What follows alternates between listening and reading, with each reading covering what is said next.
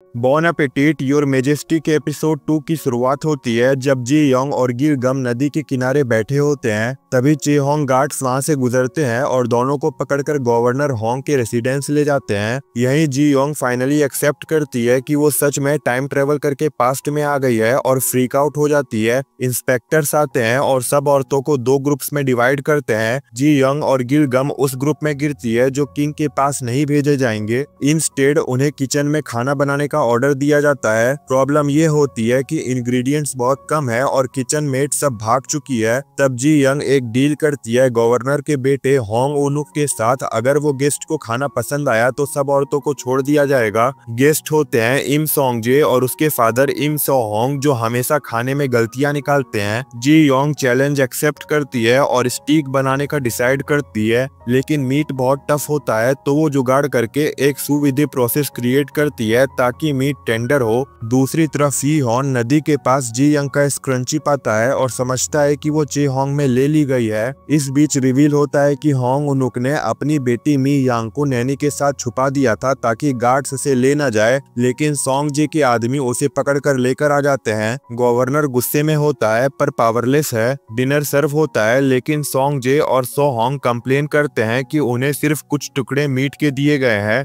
वो कुक्स को ब्लेम करते हैं। जी यंग रिक्वेस्ट करती है कि लॉर्ड्स कम से कम खाना टेस्ट करे। वो अपनी जान दांव पर लगाती है। अगर खाना पसंद ना आए तो वो मरने को तैयार है। लॉर्ड्स क्लियरली खाना एंजॉय करते हैं लेकिन सोंगजे झूठ बोलता है कि खाना टेस्टलेस है। जी यंग को पनिशमेंट के लिए खींच कर ले जाया जाता है। तभी एक आवाज आती है रुको, और वो है किंग यी हॉन। जी यंग रियलाइज करती है कि वो सच बोल रहा था और अपने पहले वाले बिहेवियर पर पछताती है। किंग खुद खाना टेस्ट करता है और उसे पसंद आता है, स्पेशली वो पाउडर जो जी यंग ने बनाया था जो MSG जैसा लगता है। जी यंग को समझ आता है कि किंग खाने पीने का शौकीन है और उसे अच्छे खाने की पहचान है। यी हॉन उससे उसके बैकग्राउंड के बारे में सवाल करता है। जी यंग रिस्क लेती है और कह देती है कि वो फ्यूचर से आई है। नेचुरली किंग सोचता है कि वो पागल है। फिर वो ऑर्डर देता है कि जी यंग और मी यांग को अगले दिन पैलेस भेजा जाए। जी यंग को याद आता है कि हिस्ट्री में इसी मी यांग के इंसिडेंट ने गैप्सिन लिटरेटी पर्ज स्टार्ट की थी। यी हॉन सबको डिसमिस कर देता है पर गवर्नर होंग रुकता है। वो किंग को बोलता है कि तुम राज्य को नेग्लेक्ट कर रहे हो और वुमेन में उलझे हो, इसलिए प्रजा डिससेटिस्फाइड है।